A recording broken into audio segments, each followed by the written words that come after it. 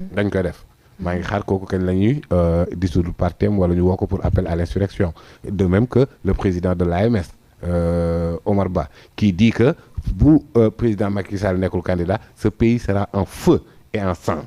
lan la ñuy xaar ci Ahmed Suzanne Camara bu taxaw ne day jël bakkan moom. c'est-à-dire appel au meurtre quoi. donc kon vu sur cet angle là. mais xam nga li procureur wax tey tamit amul dara luy dàq li mu wax.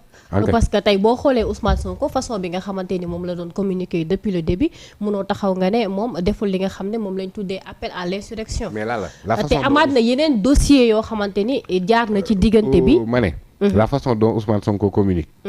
ci li ñuy wax di joxoñ baaraam. revenons un peu en arrière fekki le président Macky Sall opposant il n'a pas dit que ni nañu regrouper xaw ma ñaata jeunes déloger président Wade si touche à la constitution déggoo loolu noonu fekk ko fii les vidéos sont toujours là meeting Ndiarème mu ne bu kiiwee nañu fël policiers yi jàll dem suñu yoon. c'était des appels à l'insurrection mais est-ce que mettre nañ ko en exergue aussi. justement. waaw donc kon mënoo taxaw nga jël loolu nga adressé leen ko. mooy li président Wade doon supporter à l'époque alors qu'il était président bu ko poursuivre woon pour appel à l'insurrection on ne serait pas là. demal capture yaa ngi sur benn post Twitter bi muy appeler les jeunes ñu wàcc sur le mbedd mi. le président Macky Sall lui-même. le président Wade en tant qu'opposant lui aussi bu la gars yi dooree jël leen ceenu vélo fayu. et récemment bi ñu condamné Karim Wade otoom la jël fël gendarmerie dama la bëgg a wax rek li ma la bëgg a wax rek mooy. un opposant politique mais c'est quelqu'un qui fait face à un régime alors donc kon je ne vois pas qu'est-ce qu'il y a de nouveau sous le soleil parce que Ousmane Sonko gisagoo ko mu téye balu fetal vite sole di dem et pourtant Barthélémy Dias a fait ça tey jii nii à la veille des élections de 1992 un juge constitutionnel a été tué. dama la bëgg a wax rek la violence politique bi nga xamante ne dañoo bëgg a jub ne mel ni Ousmane Sonko Pastef ñoo fi andi benn discours bi mais le discours d'un opposant politique radical wala mu musclé yàgg na fi. mais xam nga il faut faire la part des choses par Moussa. xam nga tey bu ñu jaawalee. ki nga xam ne dafa am soxla ak yoon. dafa jote ak yoon wala boog yoon war ko àtte ak ki nga xamante ni c'est un acteur politique. Ousmane Sonko xam nga tey bu fekkente ni Ousmane Sonko heure bu ñu ko woowee wala bu justice waree régler kaawam ñu ne affaire de politique la su boobaa aussi tamit est-ce que dina sorti pour que justice mun a def liggéeyam correctement. non defal na il ne faut pas être amnésique aussi Ousmane Sonko dañ koo convoqué moment boo xamante ne il bénéficiait d'une immunité parlementaire. il a résisté ci droit boo xamante ne constitution moom moo ko may pour mu bañ a dem. ñoom ils sont d'accord xam nañ ne kon lañ defoon jalgati yoon la ñu retourner wu revoir la procédure relever son immunité parlementaire mu xëy di dem wuyu ji. Ousmane Sonko n'a jamais dit que ni daf wuyu jiw ma. non wax na ko parce que lancé na campagne de désobéissance civile. doucement process la topp. boo yeegoo rek ne lancé na campagne te xamoo la ca woon gannaaw tamit da ngay def fa sul. dafa dem wuyu ji. demaat wuy ji def confrontation audition juge d'instruction woo ko mu wuy ji c'est ça la réalité aussi. mais à chaque fois que Ousmane Sonko di dem wuy ji lan ngay gis pourquoi doo wax lan moo tax ñan ñuy toj otoom wala loolu dafa bokk ci procédure pénale toj oto jàmbur les fragments de truc munoon dem fu nekk yàq bëtam rey ko wala leneen gisoo loolu gisoo ñu gazé ko gisoo ñu xotti ay yërëm. mais est-ce que bu demoon wuy ji tranquillement parce que dafa wuy ji mais attends doucement. non parce que xam nga bu fekkente ni aussi boo waree dem wuy ji tribunal tey boo jaaree benn buntu université xam nga ni peuple bi dañ lay topp tey mënoo tere peuple bi ñu topp benn Ousmane Sonko bu war a dem tribunal donc tamit moom est-ce que yombalal na leen ko. xale yaa ngi déglu yaa ngi bëgg nga may ma. non may naa la c'est juste que. amul benn acteur politique. bu ñu fi mës a woo dans le cadre d'une procédure judiciaire te ay ñooñam ànduñu ak moom pourquoi ñu war koo bañal Ousmane Sonko voilà ay ñooñam dañ bëri quoi il est populaire donc il ne doit pas kenn war a ko supporter c'est ça Idrissa Seck dans la foulée de l'affaire judiciaire qu'il opposait au président Wade ay ñooñam dañu àndal ñoo moom Karim Wade bañ koy woo barki Dembo Ndiaye Khalifa Sall mais pourquoi si c'est Ousmane Sonko ça doit poser problème c'est ça moom man loolu moom ma jaaxal quoi alors duñu yàgg foofu non dañ fa war a yàgg parce que dama bëgg nga ñëw ci mandat de dépôt bi moo tax on n'en est pas encore là mais li waral désobéissance civile bi li waral mu ne terminus mais loolu c'est dû à un contexte Ousmane Sonko di wuy ji mais ay la yéwén bàyyi ko mu dem wuy ji tribunal entre cité Kër Gorgui ak tribunal warul am problème mais à chaque fois nga gis une série d'agressions violentes buy dal ci kawam et ça on ne le dénonce pas tout ce qu'on dénonce mooy lan moo tax muy ànd ak i nit lu tax ma du woo ay nit ay ñoñam c'est militant c'est sympathisant yu koy encourage yu koy soutenir par rapport à des procédures judiciaires dont tout le monde disait et que fii nii laa ko waxee je pense que c'était avec Moustapha ma ne leen viol ak menace de mort lépp géej lay tàbbi lépp géej la tàbbi yow amul woon benn juge bu waroon a mën a taxaw naan Ousmane Sonko il est coupable de viol et de menace de mort amul donc vu cette situation là kan moo tooñ plainte yi ñu ko def yëpp boo xoolee à chaque fois surtout sur la question de l'éligibilité à chaque fois c'est le parquet moom mooy war a mën a tax ñuy poser des questions sur son éligibilité ou pas dans l'affaire Mame Mbaye Niang 2 mois yi terew ko woon leen Adji Sarr plainte bi mu def viol la menace de mort dañ ko teggi dale parquet moom moo andi corruption de la jeunesse donc kon tey jii nii bu jëyee amee la ngay wax moom mooy ñan ñoo fomenter un complot ourdi contre lui jusqu'à ce qu'on arrive à ce stade là c'est ce qu'on devrait se poser comme question et non pas pourquoi Ousmane Sonko buy dem di ànd ak i nit te du da nga ko convoqué xaaral mu ñëw ba wala mu bañ na du répondre à la convocation mais fii ngay jaar bul jaar fii li nga wax mooy lala nee nga ma 15 heures dañuy def émission 15 heures boo ma fi gisee nañ def émission mais foo jaar ak da ngaa tëb miir da nga loolu sa yoon nekku ci bàyyi ma jaar fi ma yor parce que j'ai la liberté d'aller et de venir loolu moom moo xew nag il faut dire les choses telles qu'elles sont et que amul benn discours boo xamante ne dañu ne Ousmane Sonko def na ko fi et que ce soit une première de l'histoire politique du Sénégal Mamadou Dia coup d'état lañ ko jiiñ atteinte à la sûreté de l'État Cheikh Anta Diop dañoo dissoudre parti yom Thomas Sankara dañu ko rey est-ce qu'ils ont tort waaw c'est ça la question qu'il faut se poser alors comme ni nga ko waxee tout à l'heure gis nañu ne tey bu ñu comparer par rapport ak ki nga xam ne moom mooy le juge feu Samba Sall gis nañu ne ba mu jàkkaarloo ak Ousmane Sonko bi mu paree daf ko dóor sous contrôle judiciaire mu dem ñu gis ne peut-être tey ne serait-ce que pour la stabilité de ce pays wala boog tey li nga xamante ni moom lañ doon xaar ci ki nga xam ne moom mooy Maham Diallo tey mënoon na bàyyi Ousmane Sonko mu ñibbi këram le temps que enquête bi mën a continuer non mais gis nañu ne da ko dóor mandat de dépôt en attendant il ne pouvait pas faire autrement pourquoi parce que les infractions visées par le procureur bokkul ok en matière de viol mën nañ la def contrôle judiciaire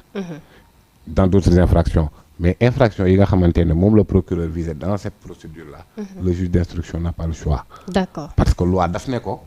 bu ñu viser telle infraction amoo benn champ de manœuvre tu es obligé de mettre l'inculpé sous mandat de dépôt donc foofu noonu les gens disent Maham Diallo mais Maham Diallo avait les mains liées il ne pouvait pas faire autrement que de mettre ki ñu ko yóbbu sous mandat de dépôt donc le mandat de dépôt est légal noonu la ko yoon bindee d'accord en fait dafa jur polémique moo taxoon ma bëgg nga ñëw si carrément alors sànq wax nga ko muy ay lu tolloog ci 8 chefs d'inculpation est-ce que jàpp nga ni tey loolu dina yomb ci ki nga xam ne moom mooy Ousmane Sonko pour mu génn ci li mu nekk mais bien sûr malgré na doon milliards de chefs d'inculpation il bénéficie d'une présomption d'innocence actuellement nii mooy li may wax amul lenn lu tegu ci bopp Ousmane Sonko luy daan amul il est présumé innocent sur tous ces chefs d'inculpation là te man jàpp naa ne yow jàpp nga ne kii may seetaan xam na ne ki ko bind xam na ne Ousmane Sonko du sàcc te bind lañ ko sàcc la te àdduna yëpp xam nañ ne il n'a pas besoin de voler quoi que ce soit mais loolu c'est pas encore avéré quand même qu'est-ce qui n'est pas encore avéré loolu ñuy wax noonu parce que enquête bi jeexagul moo tax ma ne la ligne 8 yooyu yëpp amul lenn lu daal mais xam nga li doy waar mooy procureur nee na ndaw si oto moo panne mais doo woo mécanicien sa oto moo panne doo woo mécanicien ngay filmer c'est bizarre quoi donc te et puis kuy jël image yu nit à son insu yoon daan na la loi de 2008 sur la protection des données personnelles est là képp ku la filmer yow la am nga sañ-sañu jël téléphone ne ko sama image génne ko ci sa téléphone am nga ci sañ-sañ bi non et malheureusement c'est ça l'élément déclencheur selon le procureur de toutes ces procédures contre Ousmane Sonko 8 chefs d'inculpation alors que élément déclencheur bi ñu ne c'était du vol ma ne Ousmane Sonko ak ñi nga xamante ne ñoom la àndal ci Pastef depuis que bu ñu neksee en politique ba tey il dérange au-delà des chapelles politiques au-delà des chapelles politiques muy homme d'affaires muy lobby maraboutique muy c'est-à-dire Ousmane Sonko Pastef li ñu andi ci idéologie par rapport ak espace public bi dafa bëri ñu muy daa mais l'écrasante majorité de la population surtout la jeunesse xam nañ lan mooy seen njëriñ te foog naa ne li waral ñu jàpp ci projet boobu noonu ñoom xam nañ ko. alors balaa ñuy ñëw ci dissolution bi dañuy taxaw ba tey ci li nga xam ne moom mooy wàllum attekaay boobu dañu seetlu ne tey gis nañ benn vague d'arrestation boo xamante ni mi ngi gën a continuer au sein du parti Pastef tey juge boo ci jàkkaarlool bu la dul mandat de dépôt door na la yóbbu na la prison wala mu placer la sous contrôle judiciaire est-ce que tey justice bi da nga jàpp ne dañ koy manipuler wala boog dafa laaj ay réformes. mais xam nga bi ma ko commencé wax ak léegi je pense que ça remonte 6 mois si ma mémoire est ferme salon d'honneur sur Walfadjri on avait comme invité maître Ngagne Demba Touré. ma ne lii may gis muy dem nii. dafa mel ni la machine a entrepris une opération de dépastéfisation de l'espace public. ma ne sous peu de temps fii leen jëm. mais parce que Oustaz Assane Seck il n'est pas de Pastef. il est en prison li mu wax loolu la maire Omar Ba bi wax kii a ngi doxi soxlaam kii mi ngi prison Ahmed Suzanne Camara jël bakkan nit dof n'a pas dit ça te nit dof bi mu paree jéggalu na teewul moom mi ngi prison Ahmed Suzanne Camara ngi doxi soxlaam mais loolu après loolu ay nit war a taxaw di la xool sans kersa sans dara naan la force reste à la loi naan la dëkku démocratie nga nekk naan la dëkku justice nga nekk. or fii nii la ñuy wax ngay gis ñoo xamante ne les mêmes choses et parfois pire ils le disent en direction de Pastef. Ousmane Sonko li muy dégg par jour terroriste salafiste rebelle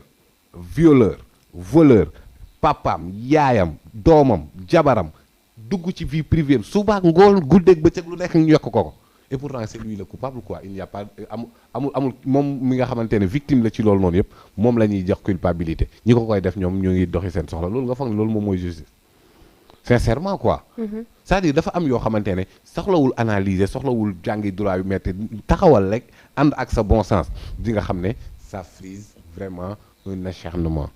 alors loolu voilà les sujets sur lesquels sénégalais ak képp koo xamante ne tu es épris de justice ci kaw lii nga war a indi ñëw. mais pas di sonal nii suba ngoon guddeeg bëccëg Ousmane Sonko nii Ousmane Sonko naa Ousmane Sonko ak Pastef dama ne la tey jii nii gis nga ni lu yàggul dara taal nañ seen permanence bi nekk ci VDN bi gis nga ko tel avant bii nii avant les élections présidentielles de 2019 bii nekk route de l'aéroport Yoff dañ koo saccagé sa militante Mariama Sagna Kër Massar 2018 dañ koo rey faat ko. kan moo ko rey ana enquête bi fi mu toll mais ubbi woon nañ ci enquête. ana enquête bi fi mu toll jotoon nañ jàpp ki nga xamante ni moom mooy coupable bi déedéet. jotoon nañ ci de coupable. y avait des arrestations. voilà mais y a pas encore de coupable parce que y a pas encore de procès. mais dama la bëgg a wax rek ne la pour ma convoquer yii nii ces éléments historiques là. je les convoque pas non pas pour dire que ni l'acharnement sur Pastef n'a pas commencé ci affaire Sweet Beauté. yàgg na parce que yii ma lay wax c'est bien avant. donc tey jii nii. ñii vivre lii nii tey ñoom ñooy coupable bi quoi. ñi leen ko teg non ñoom ay innocents lañ ce sont des enfants de cœur tu penses que loolu noonu c'est raisonnable. non nañ ba c'est-à-dire bu ñu bëgg rek réew mi tegu ci dëgg nañu ñeme di wax dëgg lii ma lay wax ce sont des éléments factuels ce sont des faits que personne ne peut nier l'existence. tey jii nii bu ñu neen ay xawma lan atteinte à la sûreté ainsi de suite d'accord y a pas de souci lépp li nga gis ñi xew fii nii li ci ëpp victime yi Pastef lañ. d'accord gis nañu tey notification bi génn na depuis sax vendredi passé wala boog depuis semaine passée gis nañu ministre bi génn na def ab arrêté daal di dissoudre def joxe ni dañoo comment dire sax dissoudre Pastef tey pour que ñu parti bi bañ a exister ti donte naam sax jotoon nañu dégg ay nit doon ko wax bien avant sax ñuy dissoudre parti bi mais gis nañ ni mettre nañ ko en vigueur donc tey ñu yeewu gis ñu joxe notification bi ki nga xam ne moom mooy Birame Souleye recevoir na ko tey est-ce que aussi loolu dina yomb pour ñu génn ci situation boobu. waaw pour moi ce n'est pas une situation à mon avis c'est un non-événement. mais buñ jàppee sa leader tas sa parti yow. foo jëm non defal nank ci jàpp bi wax nañ ci ba pare. non juste damay expliquer. voilà tas parti bi laa wax que c'est un non-événement. Non-événement. Oui. Pourquoi? Merci beaucoup. Déjà, le PASTEF a la faculté de faire un recours au niveau de la Cour suprême pour excès de pouvoir, annuler kii boobu noonu. Mais en vérité, ñëpp lu ñuy laaj, c'est une question de candidature qui serait valable ou non. Qu'est-ce que candidature ak parti jote? Candidature ak parti jote wuñ dara. Khalifa Sall n'a pas de parti politique. Maître Madické Niang était candidat, il n'a pas de parti politique. Mais dis donc tey jii nii Pastef nga dissoudre ko maanaam benn feuille xottil récépissé Pastef ça n'empêche en rien sur l'idéologie Pastef parce que à un moment donné philosophie la état d'esprit la vision la boo xamante ne kenn mënu koo dindi d'autant plus que Ousmane Sonko loo ko mënti wax il a réussi à ancrer ci boppu jeunesse sénégalaise ci conscience collective que ni lii war a mën a génne Sénégal ci situation de précarité moom mooy d'être en face avec ce système là loolu kenn mënu koo dindi. mais état kenn du xeex ak moom aussi. mais ce n'est pas un combat contre l'état. ah man loolu laa gis ne rapport de force lay doxee. doucement le rapport de force politique c'est entre des formations politiques pour yow état Birame Souleye nekkul ci état haut fonctionnaire inspecteur des impôts pour yow Bassirou Diomaye n'est pas dans l'état. Ça ce n'est pas l'état politique laa wax la formation politique Pastef man jàpp naa ne gis nga le communiqué du ministre de l'intérieur mu ni parti bii di Pastef dañu koy dissoudre parce que ses dirigeants dañuy woote ci ay mouvements insurrectionnels li nga xam dafa pare neen ci biir communiqué bi mu ne loolu dafa jur ay morts yu bari ci Sénégal may laajte morts yi nga xamante ne ñoom ñoo am dans ces ci événements yi nii est-ce que ñi ci gën a perte les victimes yi ëpp nekkuñ de la formation politique de Pastef kenn léegi wàcc na fële ca Ziguinchor mooy ki ñu laaloon bal ñu ngi may annoncé léegi nii que ni mu ngi woon dans le coma yàlla jël na ko yàlla yërëm ay militants Pastef ñooy wàcc sa waay donc kon Pastef kay dans ce que l'on appelle insurrection ñoom ay victimes lañ ci seen siège lañ taal seeni militants li ci ëpp ñoom ñooy wàcc liggéey saccagé sa permanence depuis 2019 ce leader ñu koy jiñ terroriste salafiste rebelle voleur violeur waa léegi kooku doucement teesu terrorisme boobu est-ce que aussi mën nañ ko dindi Pa Moussa doucement rek ma ne teesu terrorisme ak tees yooyu noonu yëpp laa la wax Ousmane Sonko la ñu gën a terroriser il est plus victime d'une terreur et venant de ses ennemis politiques pas adversaires. Ousmane Sonko est victime de terreur et pas coupable de terrorisme fii may wax ak yow te et puis il faut que l'on soit juste man li ma lay jox ay fait la su dee lenn loo xamante ne maa ko ci inventé danga may wax lii ma la wax ni yëpp est-ce que ana kan du journal Le Monde qui est un journal crédible non moo ne nervi yi nekkoon ci mbedd yeeg yooyu noonu ñu ngi leen gis siège APR kenn lañ koy dissoudre nervi moo ko Le Monde moom moo ko wax et ce sont des vidéos amateurs que des Sénégalais ont pris ñëpp gis ko it te muy dëgg it. selon vous. gisoo ko.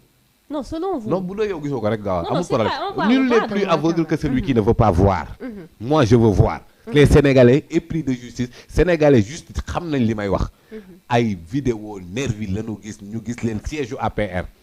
et de là la responsabilité de la personnalité morale APR est engagée. kenn la ñuy wax ci dissolution wala kenn waru cee wax wala loolu amul problème. tu as vu des nervis chez Pastef tu ne l'as pas vu mais attends dis donc problème am jéye am dëkk bi tàkk waxuñu ñan ñoo organiser un complot ourdi contre un leader politique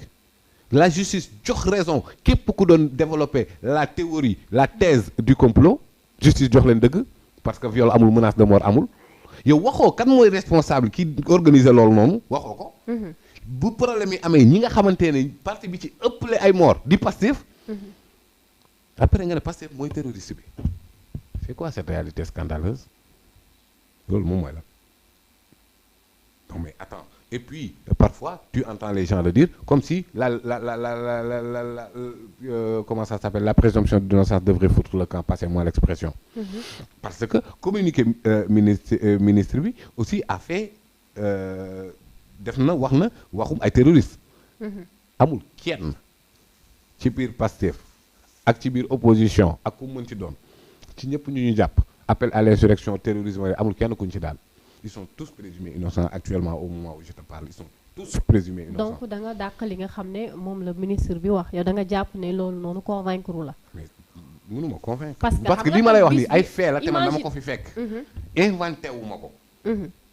inventé li ma lay wax nii bu dee man dama ko inventé nañ ma wax ne dama ko inventé lii ay fait la. d'accord voilà léegi nag comme ay fait yii nii ma constaté ñu bëgg ma wax ne léegi ki dund terreur bi mooy terroriste bi non loolu mënu ma convaincre daal. d'accord gis nañu ne ba tey ci li nga xamante ni moom mooy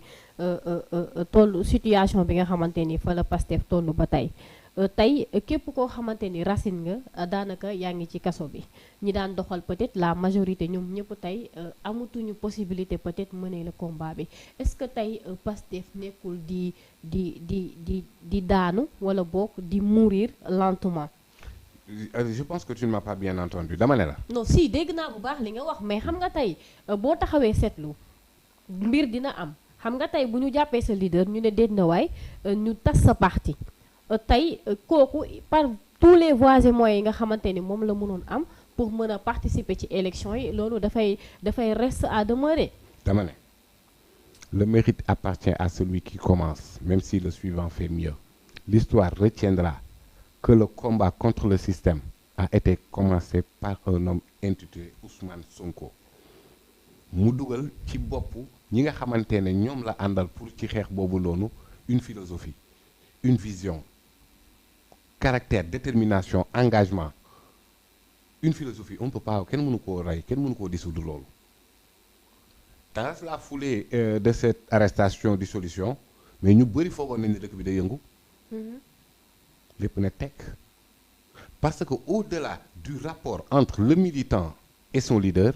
il y a un lien d'affection bu particulier bu exister entre Ousmane Sonko et la jeunesse loolu nañ ko nangu c'est Ousmane Sonko qui te le dit lui-même ci benn discours là la ouvre les guillemets mu ni à cette jeunesse je rappelle le lien qui nous lie tout le monde sait qu'il y a un lien particulier entre nous et la jeunesse ce lien est fondé sur la volonté d'avoir une société juste où les richesses et les ressources seront partagées de manière équitable et que toutes les chances soient égales. Fin de citation. Ce que je veux te dire mooy tey boo nga jàppee Ousmane Sonko tënk tëj tu as vu plus de larmes que de sang plus de désarroi que de violence mais ça ne veut pas dire que ni ñooñu dañoo baisser les armes parce que en vérité cooki fin bi dëgg c'est le 25 février 2024. alors da ngeen jàpp ne xeex bi commencé gul. Ne me pose pas question comme militant au Pastef réalité laa lay teg la description de la réalité. cooki fin 25 février 2024 la c'est-à-dire le jour des élections. Ce jour-là di nga xam masse électorale masse critique sénégalaise ndax comprendre nañ l'enjeu l'engagement mais l'orientation de Ousmane Sonko ci nga xam ndax nit ñi xam nañ ko am déet loxo dina jub fu ñu ko foogeewul deuxièmement sa candidature reste intacte parce que ku ne gis na ni l'instruction de l'Afrique Sud-Ouest c'était 2 infractions l'instruction a duré plus de 2 ans 8 infractions ça va durer 8 ans donc kon bii moom mënul a yegg fi ak 2024 bële il suffit qu'il se constitue mu jeex l'arrêt de condamnation anéanti bële yeggagul mu ngi Cour suprême des na rabat d'arrêt donc kon fi ak 2024 la candidature de Ousmane Sonko est intacte